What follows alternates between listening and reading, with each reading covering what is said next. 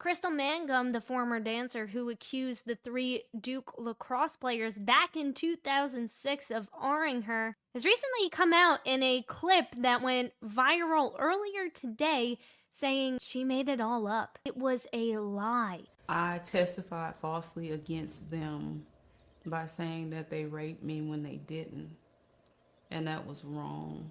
Hello, hello, hello, and welcome to Alexa's Room, where we are not lawyers, we are not medical professionals, and we are not law enforcement. We are just people. People who have opinions about all things going on in the true crime community, including this clip that went viral on the Twitter X streams from the Let's Talk with Kat podcast, where the host, Kat, interviewed Crystal Mangum. I was only 9 years old when the case took place, so I wasn't really paying attention to it. Ended up later getting dismissed, and the prosecutor, the DA, ended up getting disbarred because of some of the shenanigans he was pulling. And this clip, like I said, went very viral. And I testified falsely against them by saying that they raped me when they didn't, and that was wrong. And I betrayed the trust of a lot of other people who believed in me.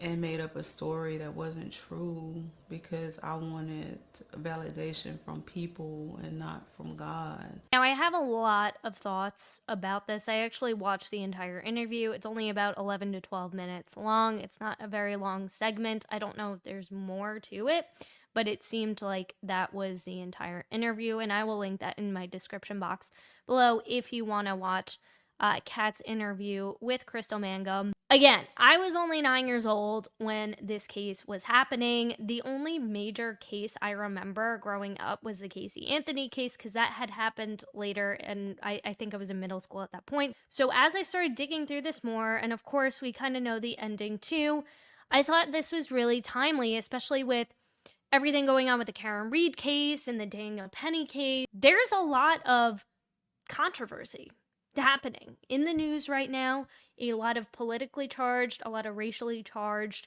and gender charged conversations involving crimes. And I think all in all, this just, again, invites a really interesting discussion that I'm hoping to have with each and every one of you in my comments section below.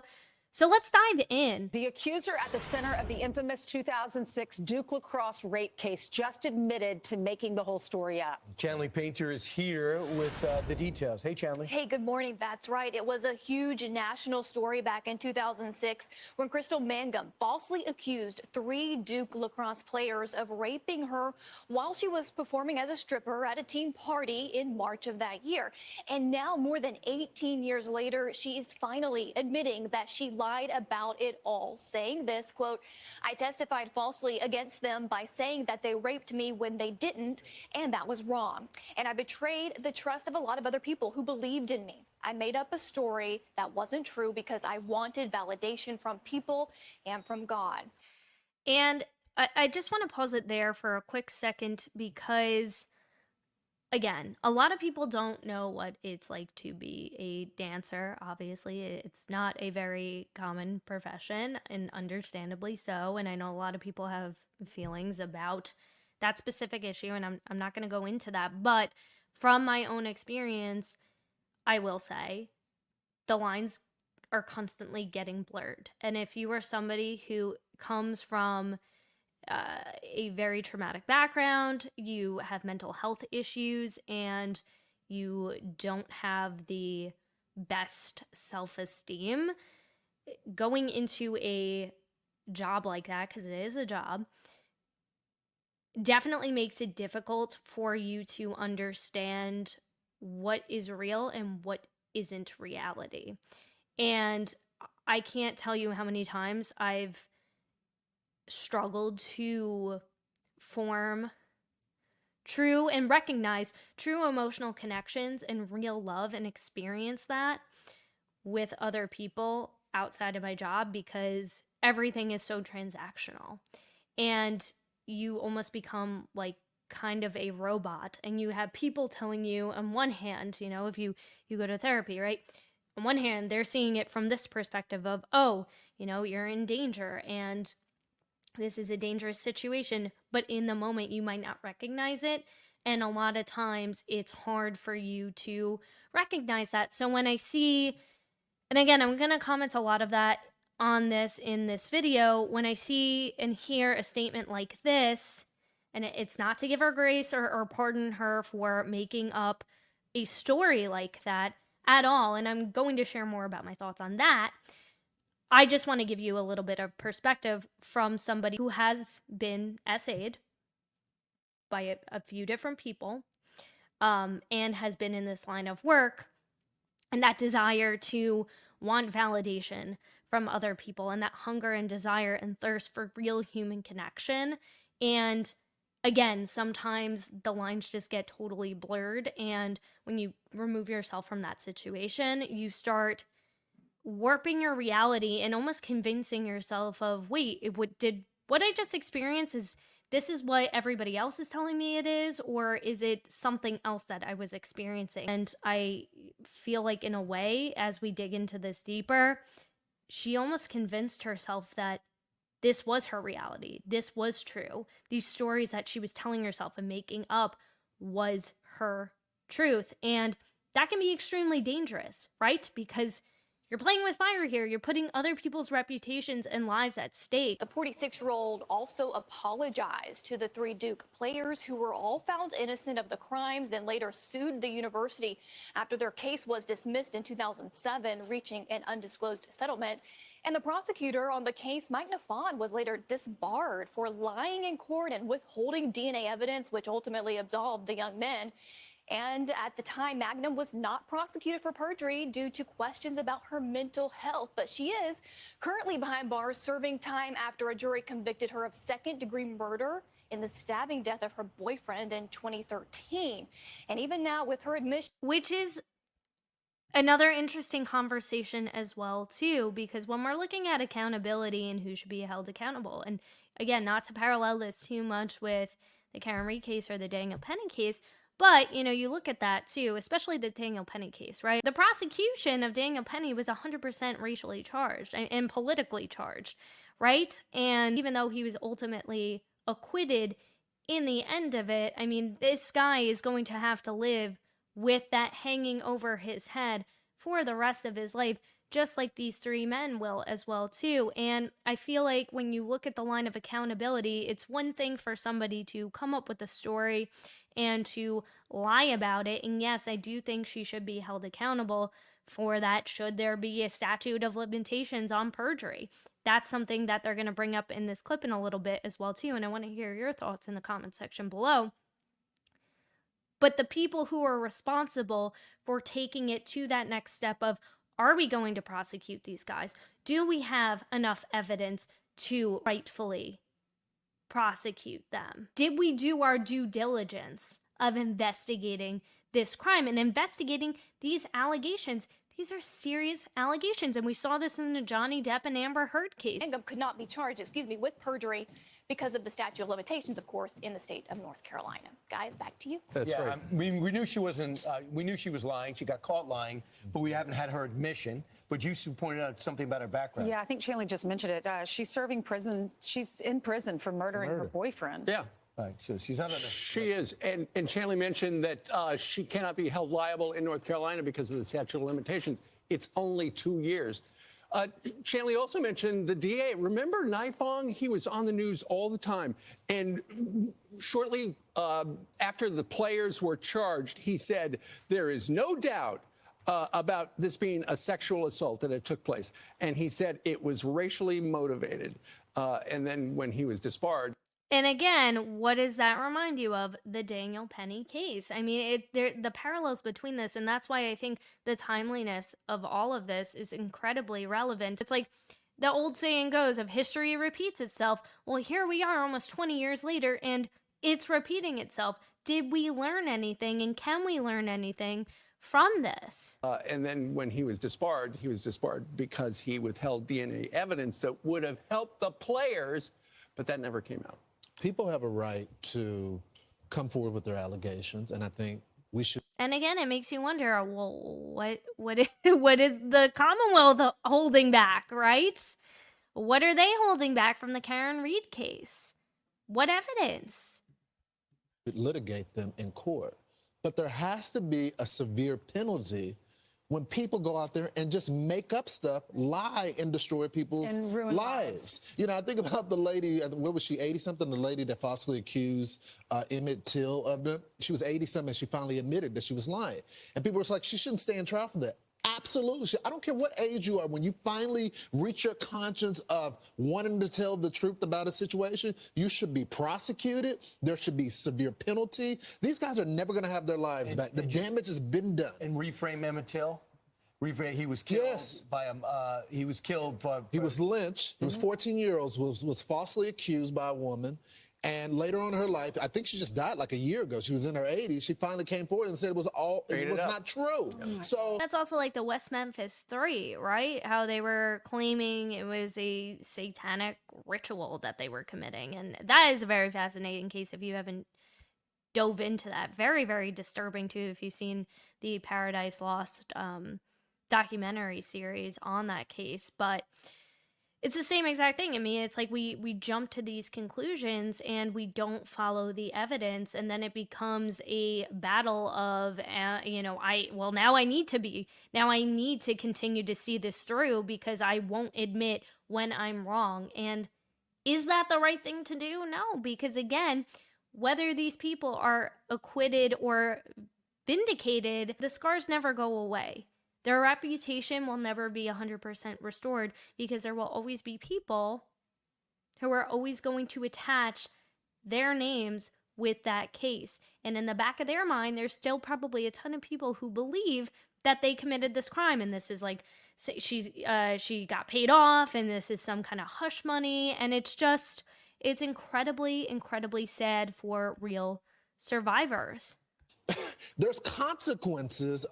Now, I'm not saying this is the same in his way because no one was lynched, but their lives were destroyed as well. So there has to be consequences for that. If it's true, let it be litigated in court. I just hope this is a cautionary tale for the media. Don't just run with allegations. You just reminded me, too. Are you listening, Wendy? Because, I mean, again, if we go back to Wendy Murphy's tweet, and this is amazing. This was actually a tweet responded to Mark Bettero's tweet by David Ghannetti. So, hello there, Mr. David Ghannetti. Well, I know I was saying his middle name was Reginald, and I think somebody pointed out it's Ronald. So, and I love it. It's still very diplomatic. But this is a tweet as early as August 11th, 2023, and if you unfortunately had the unfortunate pleasure of seeing this woman talk about the Karen Reed case, I mean, you won't be surprised in the least bit, but she's still clamoring about this as soon as last year, right? And just for, poops and gigs, let's see if our friend Wendy Murphy, and I bring this up because of that point that he just made in that clip of, we have to be careful. I mean, because now the media is becoming people on Twitter tweeting all day, right? You could just be somebody who lives in your mom's attic, right? Or your mom's basement, and you'd be tweeting away and you could get millions and millions of views, and suddenly you become a voice. You become a commentator, somebody that the media looks to, mainstream media I'm talking about.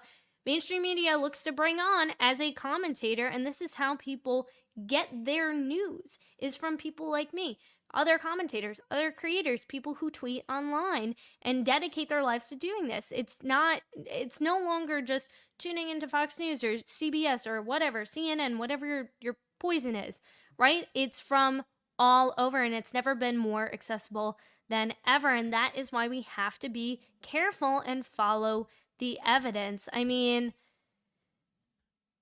it looks like she hasn't tweeted anything today.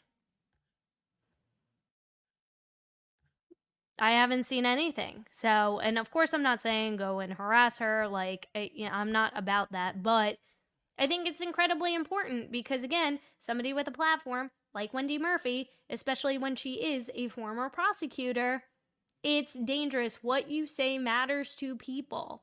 And if you're still clamoring about the same thing and spreading lies, it's not right. These men have lives, and they probably have, now they're all probably in their late 30s, 40s, right? This happened 20 years ago. 20 years ago. And it's just so sad. So this is a article from the Duke Chronicle from earlier today, and it kind of just gives like a summation of the entire case, what happened, a little bit more about Crystal Mangum, and I just want to read through it, give a little bit more information for you. So let me zoom in so my eyeballs can read without me squinting. Okay, cool. Crystal Mangum, the woman who falsely accused the 3 Duke men's lacrosse players of art in 2006, admitted she lied about the allegations and asked for David Evans, Colin Finnerty, and Reed Seligman's, I think I said that right, forgiveness. Mangum made her confession in this interview, which we're going to watch through, not all of it, because some of the questions aren't relevant, but we'll definitely tune in for part of it. Published on Wednesday on Let's Talk with Kat, hosted by Katarina De Pasquale at the North Carolina Correctional Institution for Women. Unrelated to the lacrosse case, Mangum is currently in prison after being convicted of second-degree M of her then-boyfriend in 2013. Then North Carolina Attorney General Roy Cooper did not prosecute Mangum for perjury after the case was dismissed, saying at the time that the investigators thought she may have actually believed the many different stories that she has been telling. And this is my issue. This is the big problem that I have is, the statute of limitations for perjury, and I'm sure the law was the same at the time, is 2 years. And regardless of whether she believed her stories or not, which, I believe, in watching her interview, you can just kind of get a sense and a feel for somebody, especially, I don't know, like just me working in that line of work. I could get a deep sense of past personal trauma where it could, again, lead to her believing that what she had said was real, even if it wasn't. And again, that's a totally separate issue because the people who are in charge of bringing these charges to these guys are the ones who should also be held accountable, right? It's one thing for this person to make up a story. It's another thing for you to say, well, if she says she believes it because she's convinced herself that this story is true, therefore we must see this through all the way. What kind of prosecution is that?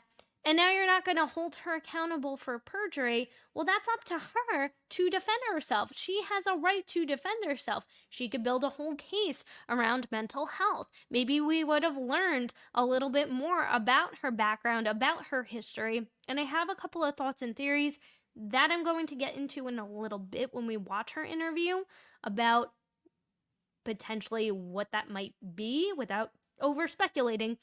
But again, it's like, then let her build that case. Let her build a defense and bring in her own mental health experts. Why don't you have a state psychologist come in and interview her and sit with her and hold sessions and figure it out? There's so many things that they could have done, and it's just to say, well, okay, she believed her stories that she was telling, even if we don't, clearly, because we dismiss the case, then where's the accountability?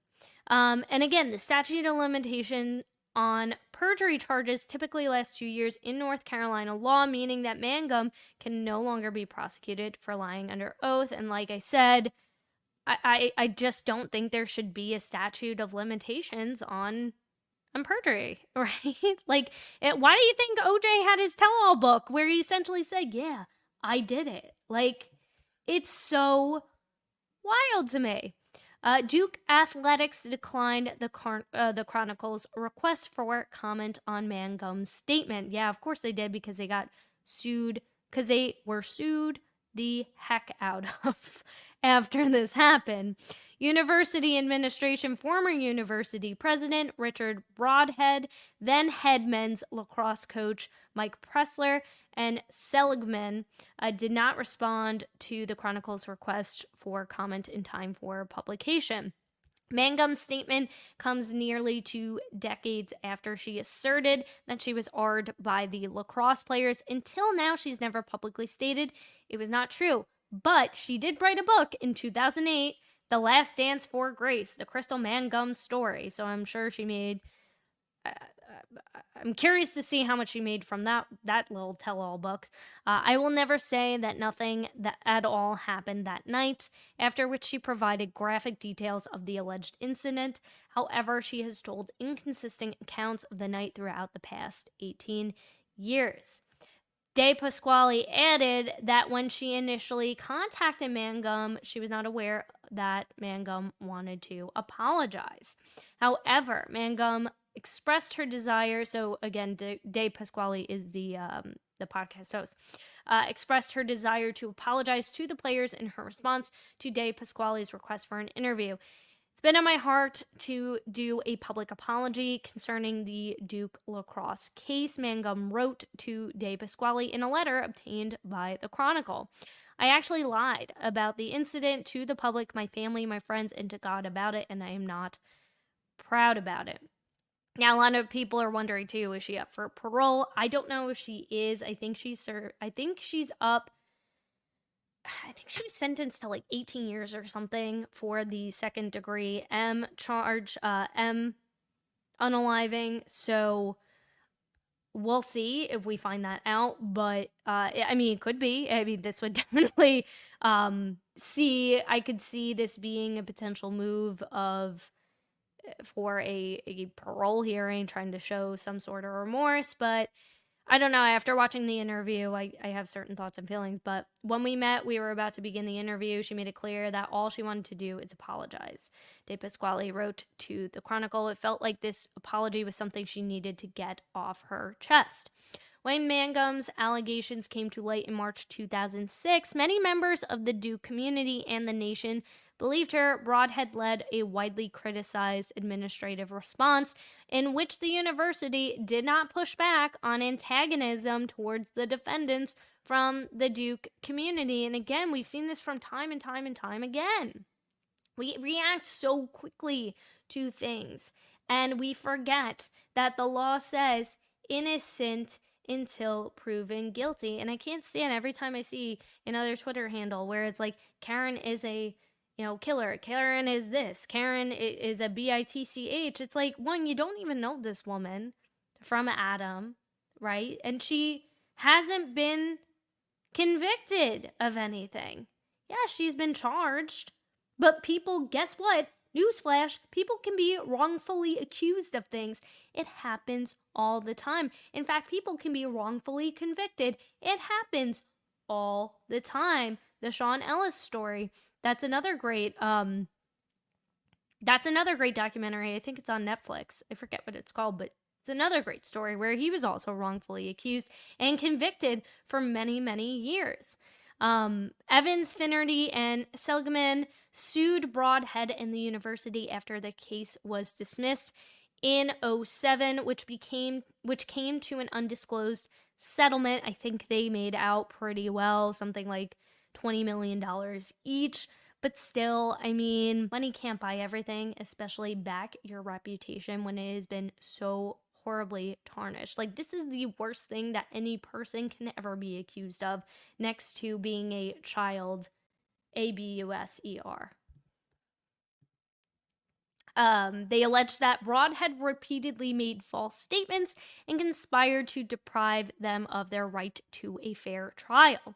In a September 2007 statement, Broadhead characterized his response as causing the families to feel abandoned when they most needed support.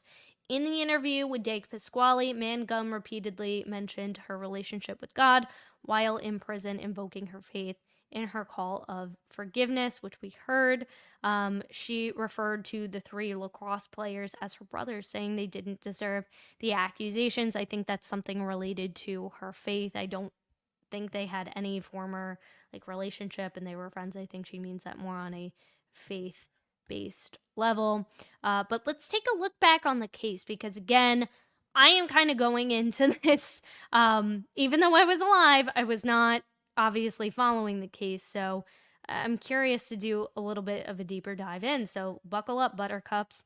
The case brought against Evans, Finnerty, and Seligman surrounded the events of March 13th, 2006. Mangum alleged that the 3 players arred her at a team house party on 610 North Buchanan Boulevard, where they paid to have 2 dancers, including Mangum, in attendance. And I will just say outright, if you are a dancer, or your friend is, or your daughter is, or whatever, don't do outside parties. Don't do house calls. Don't do any of that. I can't tell you how many times I've been offered that, and for a personal safety level, I have not done that. Like, if you meet them in the club, you stay in the club. You stay in the club. There's security cameras. There's security, right? Don't let them walk you to your car. Don't do none of that, because you never know. You never, never, never know. So please, if you are in that line of work, do not make house calls, because you also don't know. I mean, because this very well could have been a case where this did actually happen and what she was saying was actually true. And again, just because you're a dancer doesn't mean that you cannot be SA'd. So that is another thing as well too. It makes it extremely harder for dancers who are SA'd to come forward with the truth. The allegations triggered a widespread national response from the media. The university canceled the team's March 25th game against Georgetown. We have done this in view of the situation we're now in. This is what Broadhead had said in a press conference following the game's cancellation.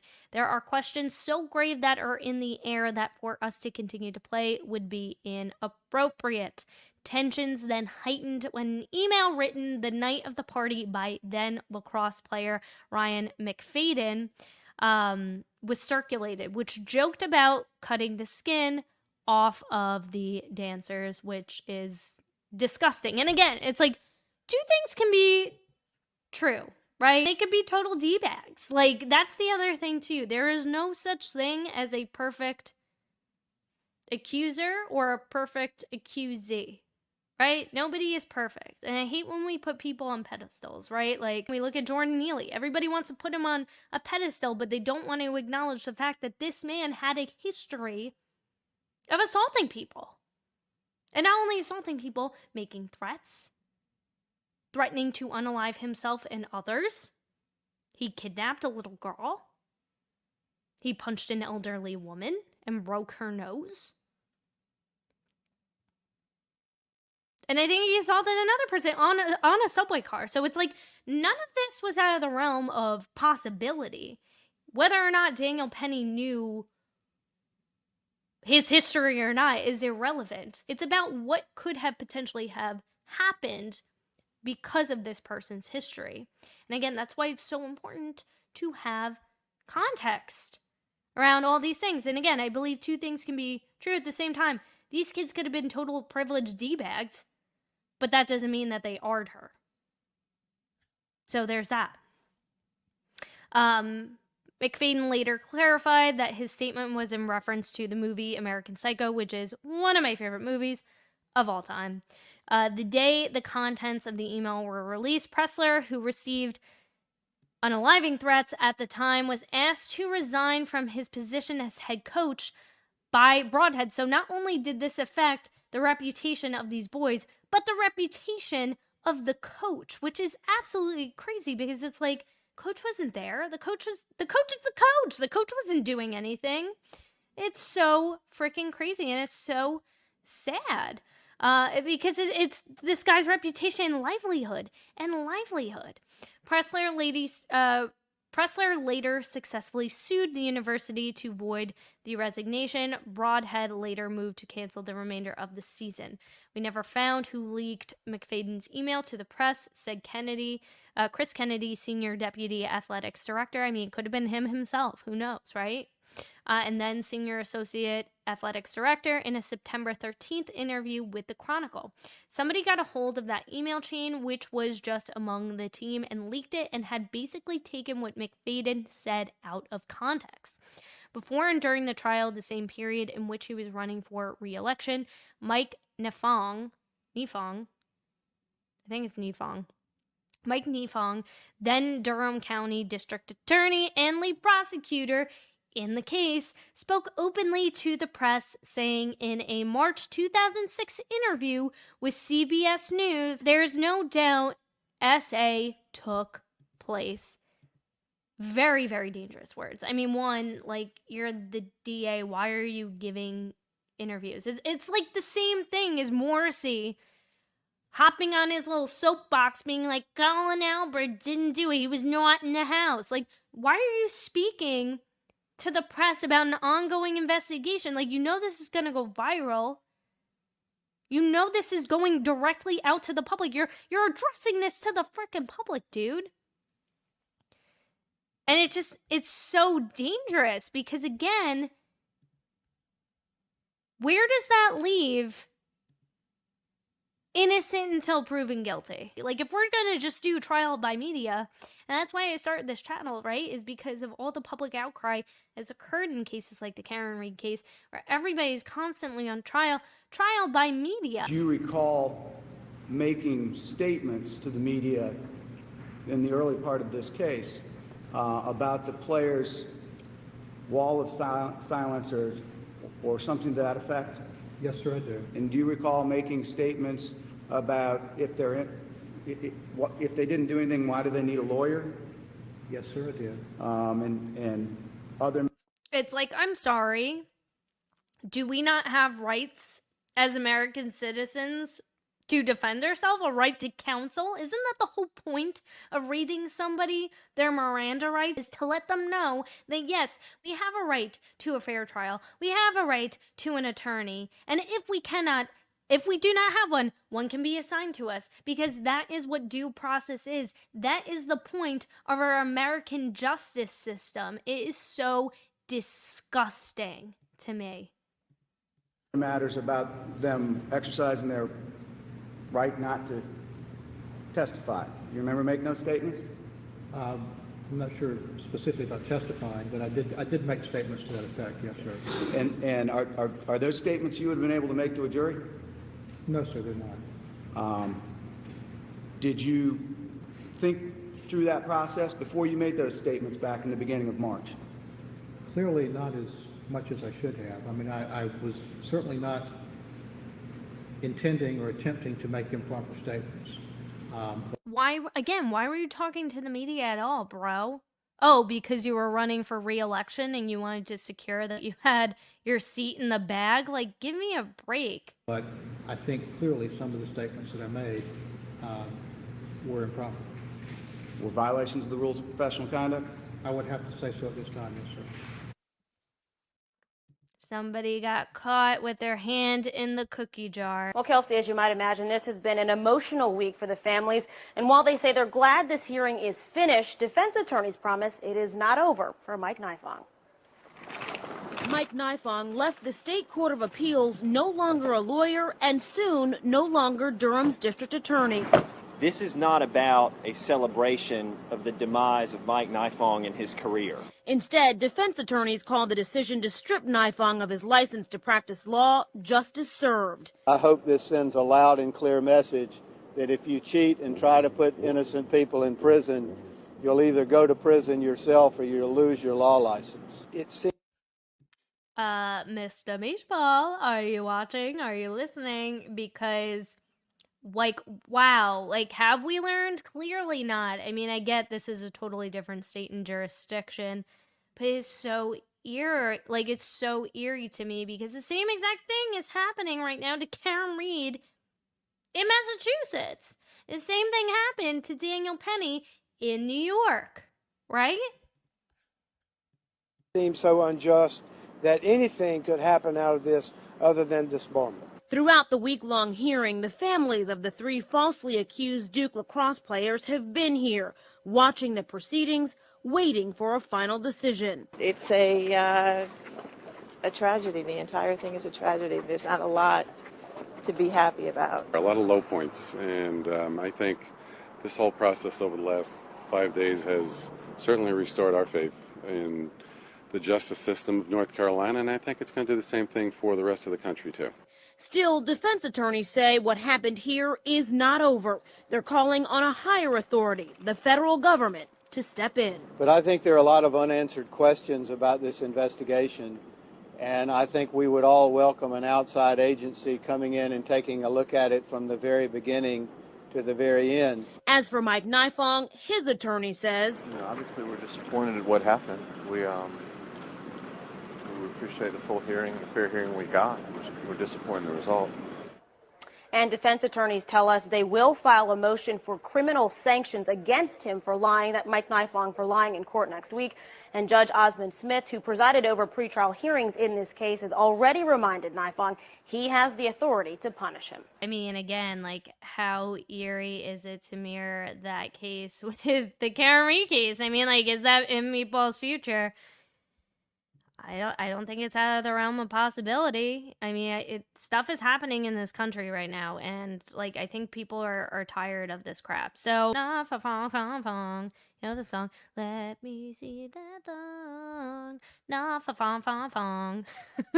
Was disbarred June 16th in 2007 by the North Carolina State Bar for lying in court and withholding DNA evidence, which ultimately absolved. I mean, this is huge. Withholding DNA evidence, which ultimately absolved the defendants of responsibility for Mangum's allegation. I mean, again, Carrie Morrissey, if you remember the Alec Baldwin trial, she committed a huge Brady violation by not turning over evidence because she was like, oh, I just didn't think it was relevant. Like, you can't do that. And I think she is also facing potential disbarment as well for that. And it's just so crazy. Like, it's not the Wild West. You can't just do whatever you want. Evans, Finnerty, and Seligman's lawsuit brought against Broadhead and Duke also condemned Nifong and his co-conspirators' tragic rush to accuse and their failure to verify serious allegations. Exactly. I feel like it's worse to accuse somebody of R than of unaliving somebody. Like, it really is. Even though the charges against the players were dismissed in 2007, the lives of those involved were permanently altered. Evans graduated in 2006, while Seligman transferred to Brown University and Finnerty to Loyola University in Maryland. Many journalists who reported on the case, including former Chronicle editor-in-chief Stewart Darby, appeared in ESPN's 2016 documentary Fantastic Lies to talk about the impact of the case. In October 2008, Mangum addressed the public for the first time since the case. My only intentions were for justice, and I wanted justice for myself, she said. In the speech, she did not admit she had fabricated the allegations and continued to support the story told in The Last Dance for Grace. I mean, again, if you look at the timeline, like just a few years later, she was arrested for unaliving her boyfriend. So, and here we are today. So, she says, I don't have any regrets. Everything happens to get everybody to the point where they are, and it's all to show God's love and his forgiveness, his grace, and his mercy. So she found God, and, you know, if it's genuine and true, then, you know, good for her. I know people naturally are like, well, why speak up now? Like, why admit that you lied now? And I don't think any of us will ever have the answer to that. I mean, yeah, it's possible that she could be using it as a ploy to, you know, seek early release. Who knows? But again, it's hard to say. You know, it's hard to say. And after watching her interview, I think it's more of just her way of accepting and taking accountability and seeking actual forgiveness from from the three men. And it's not up to us, it's not up to the public to determine whether or not she gets that forgiveness. The only people who are entitled to that and to forgive her and have that choice are the three men who were accused, wrongfully accused.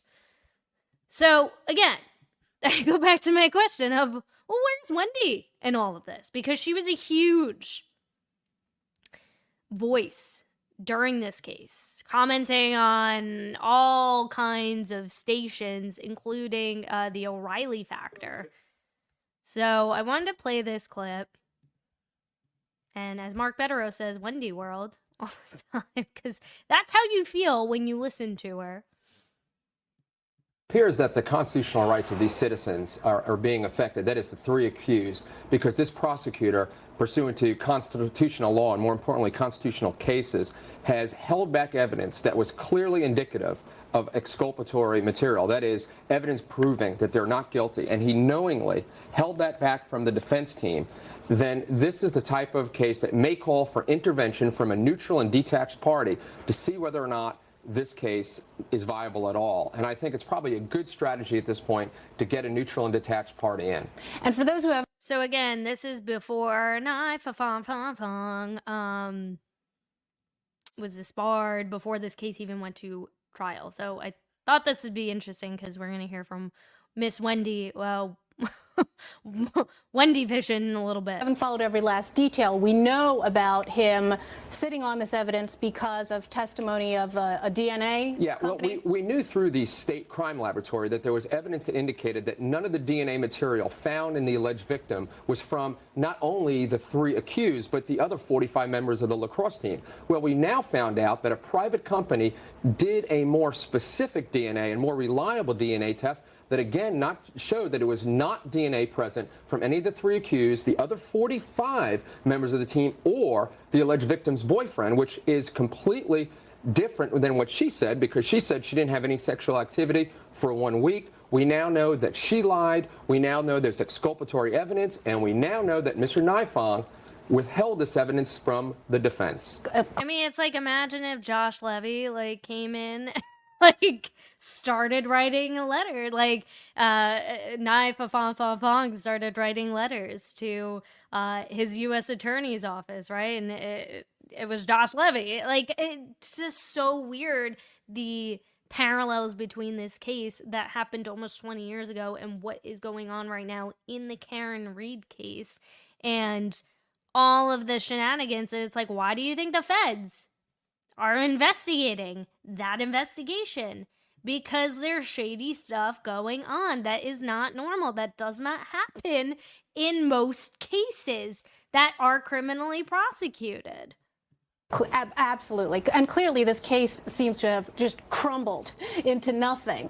This case has not only fallen to nothing, but this case is an affront to the true rape victims in this country. And Mr. Nifong's self-absorbed, self-motivated desire to get himself elected and cling on to this dead case is set back the plight of rape victims probably 20 years. Wendy, I hear you champing at the bit. And I can attest for that, because here we are in 2024, almost 2025, and I can personally attest, I have never, except for when I was a kid, come forward with any essay experience I've had.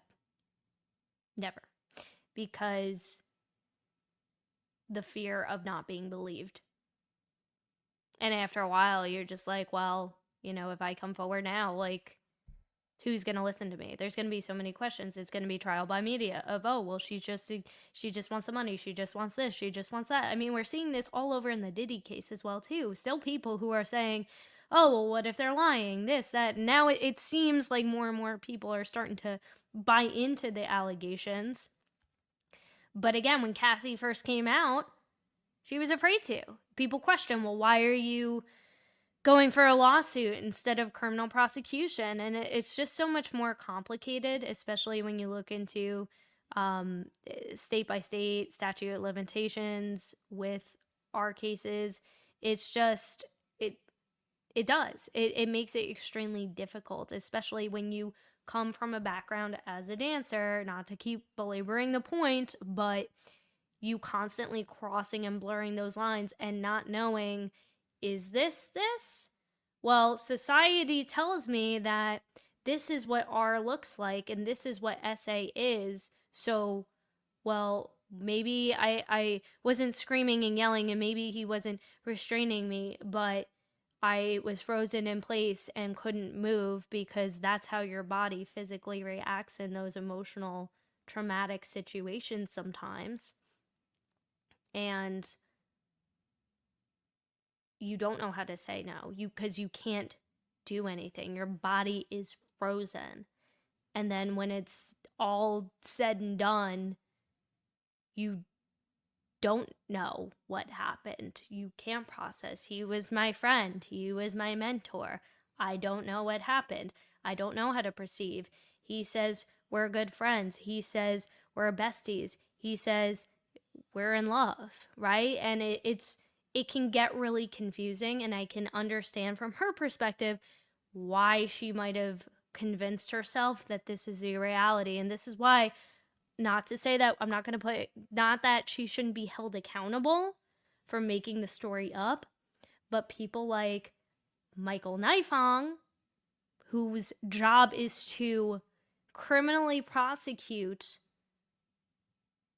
people, need to do better, need to do more due diligence, need to make sure the evidence is there, and not let politics or race or gender or religion or class determine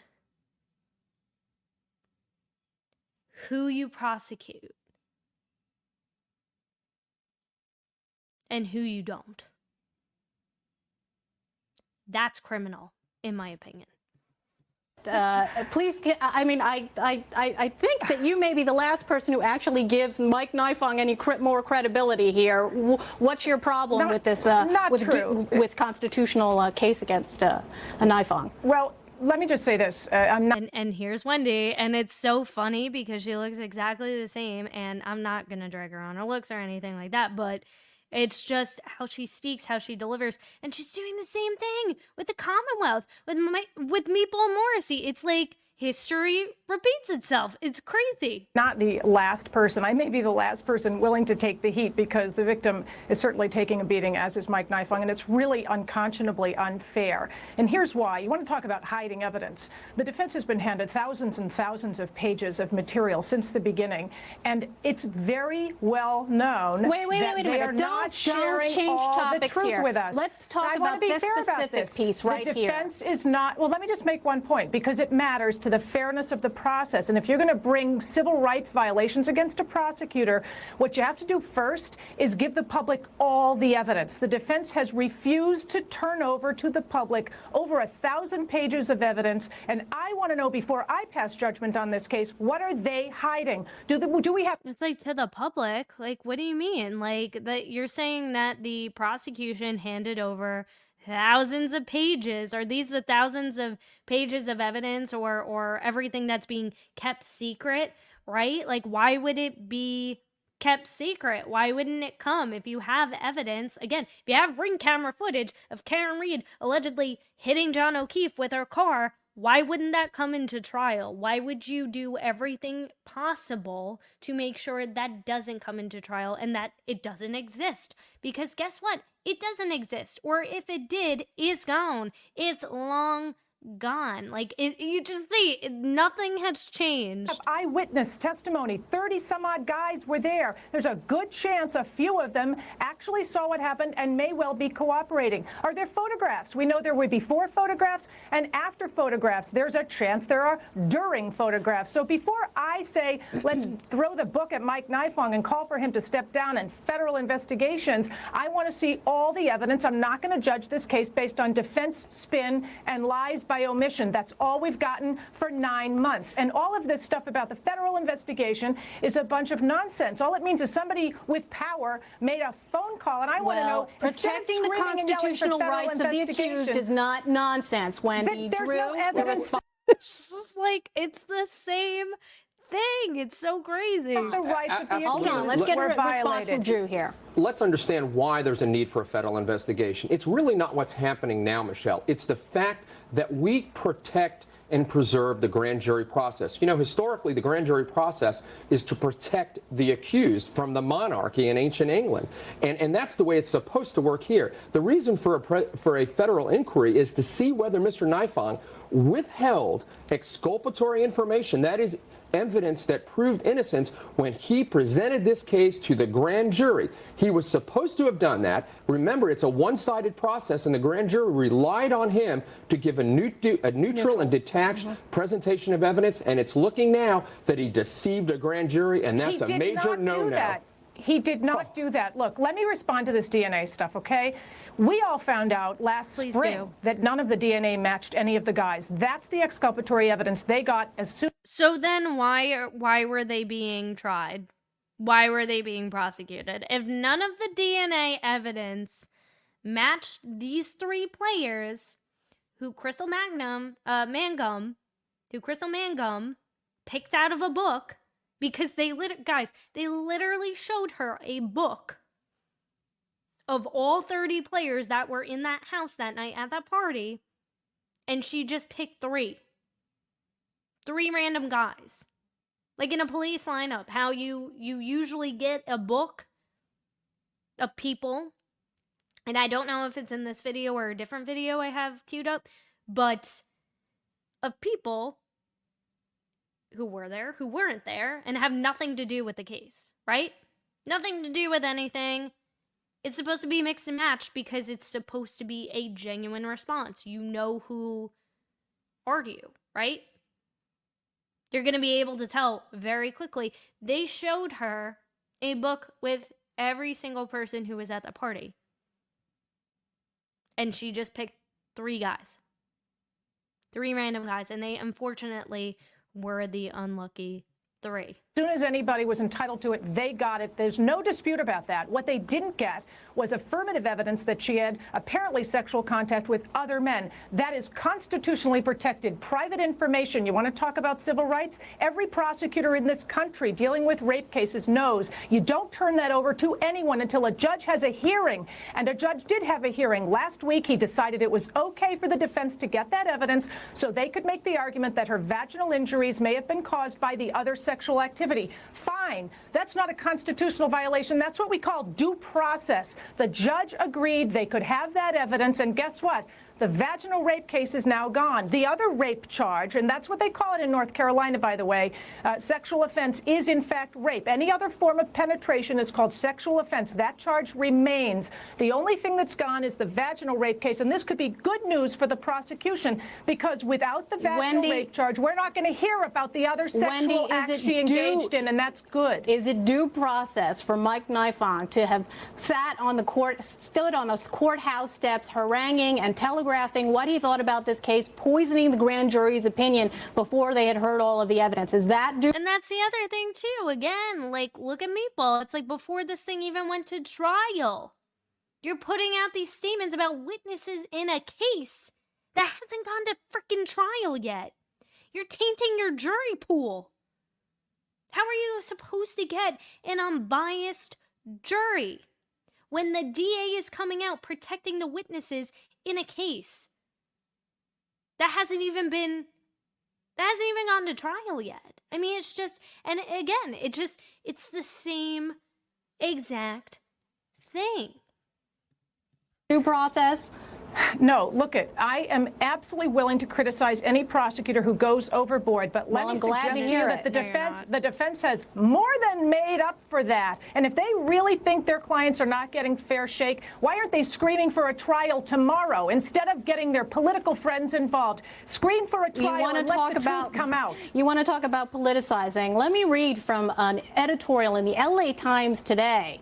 calling for Nifong to drop these charges, the rest of the charges. What is clear is that Nifong, whose election campaign for a full term overlapped with the investigation, lost control of his tongue and participated in the transformation of this incident from a case to a cause, usually an ominous development for the administration of justice. Do you agree with that, Drew? I absolutely agree with that. And let's go back to his quotes during the pre-grand jury process. He said that he was absolutely sure there was a rape and that these young men acted like hooligans that were going to need their daddies to get them expensive lawyers. And I ask you now, who's acting like the hooligan now? Who's the one that a witness got on the stand from a private DNA company? You know, Wendy says we knew they didn't have, the DNA wasn't there. But Nifong wanted it so badly, he went and got a more Y chromosome specific analysis done by a private company because he wanted it badly. And when that test came back negative, the witness testified last week from the private company. Mr. Nifong said to him, we're just going to keep this one between you and I. I ask you, who's acting like the hooligan now? I kind of like how, Burka Dirk was like, oh, let's just try and make this go away when Chloe Albert attacked some woman's golden doodle. I mean, we're seeing it again with this house party, too. Vandalism involving some of the children of witnesses in the Karen Reed case. I mean, it's just like, I haven't heard a peep about any updates in regards to that. What's been going on there? So, and I can't stand to listen to her too much longer. It's going to make my brain hurt. So this is the interview with Crystal Mangum. The first 4 minutes are kind of like getting to know you, getting to know me questions. So I'm just going to skip a little bit ahead, but I'll link it here. You just go to letstalkwithkat.com and it pops up first. I would help the poor, like people sexually abused. There's abuse, maybe. Yeah. Oh, I thought this question was interesting. Now that we elected a president and God knows what he's going to do to get rich, my question to you, like, if you were president. Again, her opinions about politics. I'm not here to talk about politics, but I thought this question was interesting because of Crystal's answer. Besides trying to get rich, what would you do? If I was president, I would help the poor, like people that are homeless, and I would help people that have been abused, like, and mostly children that have been sexually abused. That really bothers me. That really bothers her, and again, there's no evidence. I'm not saying that she was or she wasn't, but as somebody who was as a child and just hearing her response, it bothers, not to say it doesn't bother a lot of people who haven't been, but people who have especially been essayed as children typically feel themselves drawn more to helping people like that, right? Like they feel more connected to that. And she used really interesting language. Of course, I'm not a linguist. I'm breaking this down, but I would be curious, like somebody like Truth Revealed, to do a breakdown of this interview. But she says it like it really bothers her, and it almost leads me to believe that this happened to her potentially. Again, I'm not going to speculate too much, but it just makes me wonder if that possibly happened, and if so, it could play into a reason as to some of the mental trauma that she developed over time and could lead to her making certain choices in her life, right? I know it's affected me in that way, and maybe if I didn't experience those things, maybe I wouldn't have made certain choices and convinced myself of certain things that may have been real or not real, right? That really bothers me. And adults that abuse children sexually, that bothers me. God really wants to set them free. You've spent almost 12 years in prison. If you had to describe your experience with one word, and I'm sorry for doing this to you, it's very hard. It's going to be hard, okay? But if you could find one word to describe your experience here, how would you describe it? My experience in serving time over 12 years and how growth. growth. Mm-hmm. So you were an educated woman. You went to NCCU, and what profession you were trained for? What psychology. Psychology. Yeah. So, but eventually you were not a psychologist. You decided to be an exotic dancer. Can you explain what happened? Why did you go from there to there? I was searching for validation. I was looking for love and acceptance. Was it needed from the man? People. And again, it's like I know a lot of people are gonna feel a certain way about it, but this is my opinion, and because I experienced it, it's like it's 100% on the nose. Like that is so honest. Like, you know, it's easy to say, yeah, the money. I mean, the money was really good. It was exciting. It was fun. It was very invigorating. But again, it's like because of all those experiences that you experience as a child or in your youth or your young adulthood, and constantly trying to find that validation from somebody and just feel something like that, for me, is very real and honest. And again, I think it's important because it leads into a greater conversation about what led her to accuse these men, falsely accuse these three men. People to love me, to accept me, to pay attention to me, for validation. But you can get all of that in Jesus. He loves us just the way we are. It doesn't matter. He's Jireh, he's enough, and we're enough. And that's what I've learned in prison. He could take all that away, the material possessions, people, everything. He's enough. Did you come to Jesus in prison, or were you religious before? I've always loved Jesus, but his... And by the way, I love Jesus too. His shape changes. Like, he's always put the love in my heart for him, but he doesn't stay the same. He stays the same, but my idea of him doesn't stay the same. If that makes sense. It makes sense.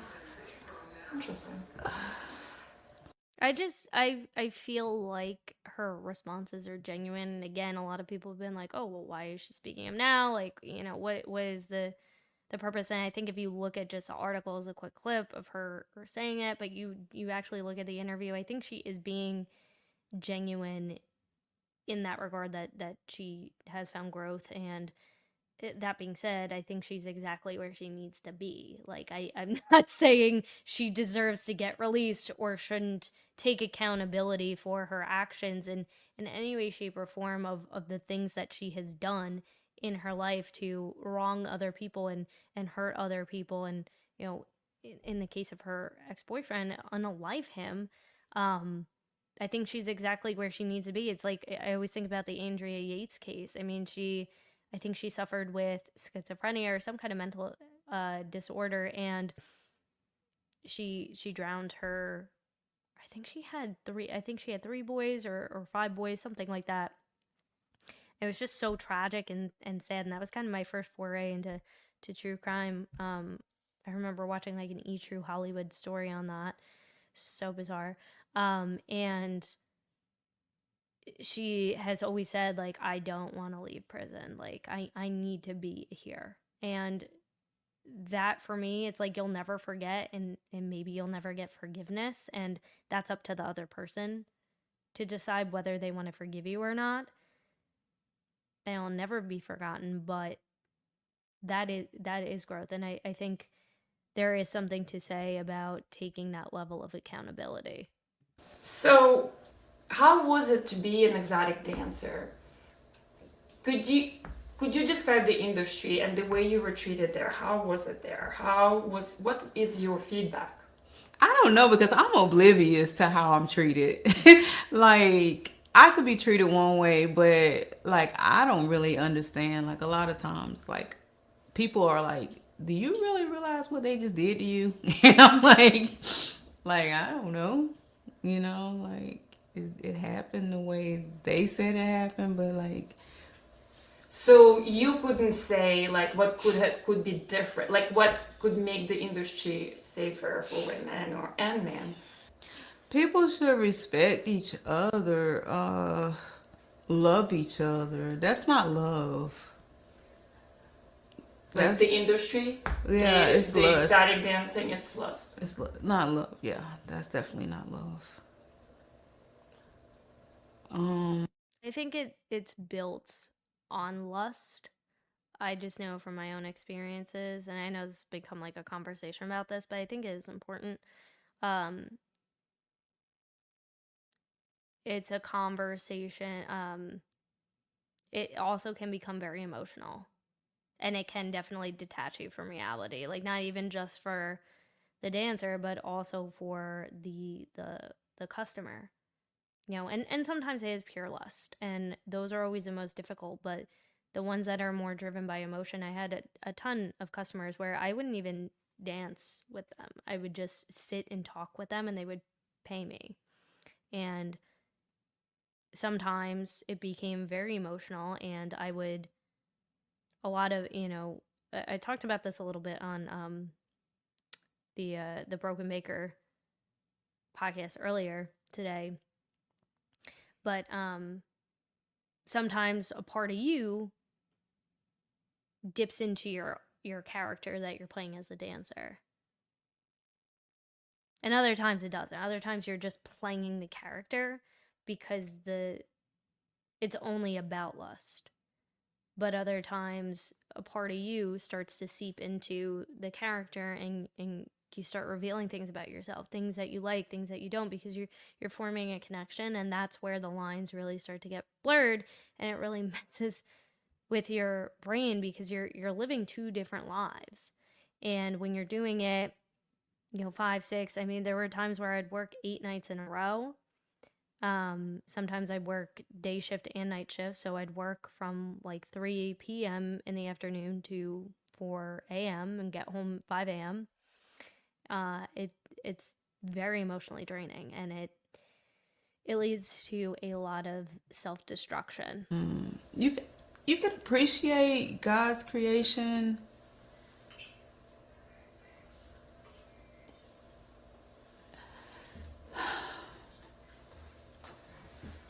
But when you lust after a woman and you already are married to another woman, that's not right. There are boundaries. You know. So my other question to you is, do you have any regrets? That could be.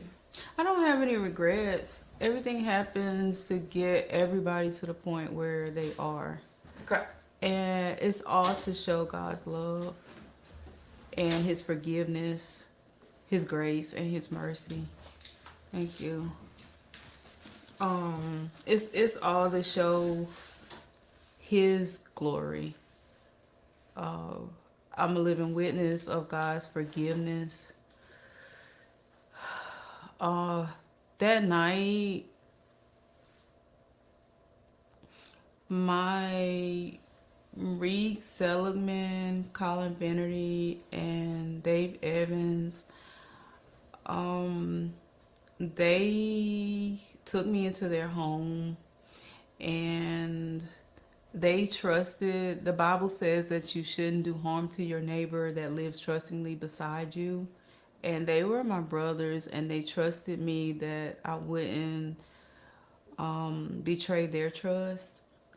And I testified falsely against them by saying that they raped me when they didn't. And that was wrong. And I betrayed the trust of a lot of other people who believed in me.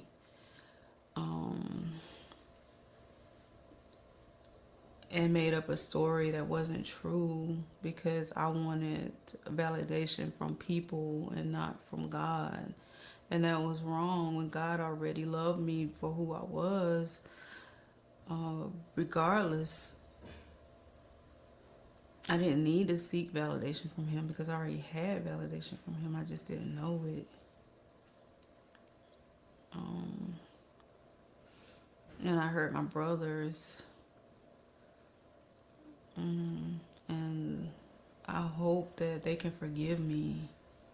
And I want them to know that I love them.